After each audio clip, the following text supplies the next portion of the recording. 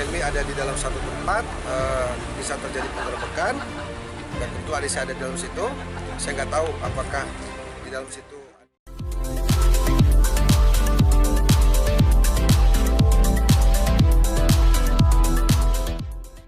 Jangan lupa ya di-subscribe dan nyalakan lonceng notifikasinya. Terkait pemberitaan Gimana? soal adik yang ditahan Iya. seperti apa? Ya, adik saya kebetulan kemarin itu dapat cobaan. Kami keluarga tentunya tetap berusaha untuk memberikan support, memberikan dukungan. Kita sih berharap bahwa adik saya Helmi ini memang kebetulan berada di tempat dan waktu yang salah, sehingga kami tetap optimis, mudah-mudahan persoalan ini akan bisa diselesaikan dengan baik. Tapi tentunya kami di sini juga sangat menghormati, menghargai proses-proses hukum yang sedang berjalan sekarang. Kami tidak akan melakukan intervensi-intervensi, namun kami berdoa, kami yakin bahwa dengan kesabaran baik dari adik saya sendiri Helmi dan juga keluarga, saya kira akan ada jalan yang baik untuk persoalan ini. Tapi keluarga udah nengokin belum sih Adil? Kebetulan saya udah sempat datang waktu itu, dan memang karena aturannya belum boleh dibesuk dengan alasan protokol kesehatan. Saya kira harus kita hormati juga, dan memang suasananya sedang pandemi. Jadi kemarin belum sempat ketemu, tapi saya sudah coba minta tolong sama penjaga waktu itu. Kira-kira dimungkinkan nggak kalau saya mau video call dengan adik saya gitu. Jadi jaraknya deket banget. Misalnya di sini datang di parkiran, katakanlah di sebelah sini nih, tempat tahanannya. Ya udah ngobrol, saya lihat adik saya juga alhamdulillah dalam keadaan sehat.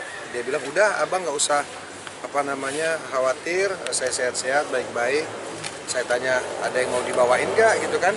Kebetulan adik saya ini kan suka ngemil. Jadi buat teman-teman wartawan yang lama udah tahu pasti adik saya kan. Jadi seperti itu.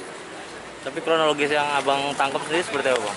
Ya kronologisnya tentunya kita lihat bagaimana hasil preskon dari teman-teman BNN ya, baik BNNP Sulteng maupun BNNP Sulut pada saat itu. Saya kira saya tidak boleh menebak-nebak ya. Saya tidak boleh menebak-nebak. Cuman kalau yang saya tahu, Helmi ada di dalam satu tempat, bisa terjadi penggerbekan, dan tentu adik saya ada di dalam situ. Saya nggak tahu apakah di dalam situ adik saya sedang menggunakan narkoba atau memang hanya kebetulan ada di tempat itu. Saya kan kita juga nggak tahu, jadi kita tidak boleh menduga-duga. Kita tunggu saja nanti hasil berita acara pemeriksaan kan seperti apa. Tapi pas video call Adil udah ngobrol Gimana? Tapi pas video call sendiri ngobrolin apa sih Adil? Ya apa kabar, gimana? Ya tadinya kalau misalnya bisa ketemu kan mungkin ceritanya lebih enak ya, maksudnya kenapa, gimana sih kemarin itu deh, kok bisa kayak gitu kan? Nah, karena kami kan keluarga prihatin sekali. Ya karena adik saya ini ngerokok juga enggak, gitu loh. Maksudnya ya hidupnya hari-hari itu selalu kalau nggak olahraga ya ngumpul sama anak-anaknya, sama keluarga gitu kan. Bahkan kalau di Palu itu kan saya hampir setiap hari dia ngabsen saya, bukan saya ngabsen dia malah.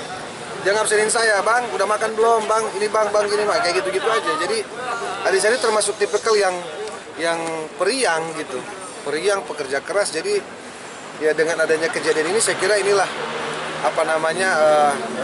ujian bagi kita keluarga. Kita prihatin, kita juga nggak nyangka, tapi kami yakin insya Allah persoalan ini bisa diselesaikan dengan baik tanpa mengesampingkan norma-norma hukum yang ada. Hasil tes urinnya udah diterima, Pak? Iya, kalau kita dengar dari hasil preskon sih memang hasil tes urinnya positif. Bisa dibilang salah pergaulan? Ya itu saya kan nggak, adik saya ini kan bukan anak kecil juga ya, maksudnya salah pergaulan, salah tempat, salah apa saya nggak tahu. Tapi ini kan hikmah. Saya kira ada hikmahnya semua. Baik buat adik saya, baik buat kita keluarga gitu kan. Saya kira teguran juga. Ya saya kira tidak ada lagi hal yang harus kemudian kita argumentasikan, kecuali keluarga pegang prinsip yang pertama bahwa masalah keluarga adalah masalah kita semua, sehingga kita harus bersatu bagaimana kemudian menguatkan adik kita, bukan justru menyalahkan, bukan justru kemudian meninggalkan gitu kan, apalagi tidak peduli. Jadi saya sebagai kakak tetap pasang semangat untuk adik saya gitu kan, tetap kita harus siap apapun yang terjadi buat bagaimana adik kita ini kemudian bisa menyelesaikan persoalan dengan baik. Orang tua sendiri seperti apa? Sudah tahu semua. Ya alhamdulillah ya Pak, mana ada sih orang tua nggak sedih lihat pemberitaan seperti itu, pasti sedih. Ya saya sebagai kakak yang dituakan gitu kan, ya artinya ya apa ya, maksudnya ya kita berusaha untuk menenangkan orang tua lah. Udah papi mami tenang aja, kita ini biarlah kami ini anak-anak yang mengurus kan, seperti itu. Aman? Untuk keluarga di ponakan dari Asia, terus istri dari Helmi. adiknya. Iya, istrinya ponakan-ponakan saya, anak-anaknya Helmi, ya alhamdulillah sih saya kira saya sudah panggil, saya sudah ngobrol gitu kan, termasuk sama mertua juga, mertua beliau, saya sudah ngobrol. Ya kata-kata saya cuma satu, bahwa kita sedang diuji, kita sedang dicoba, apapun alasannya kita tentunya harus berada yang paling depan memberikan dukungan dan support. Persoalan salah atau benar itu kan urusan nanti melihat proses hukum yang ada. Ya, katakanlah kalau memang ini nanti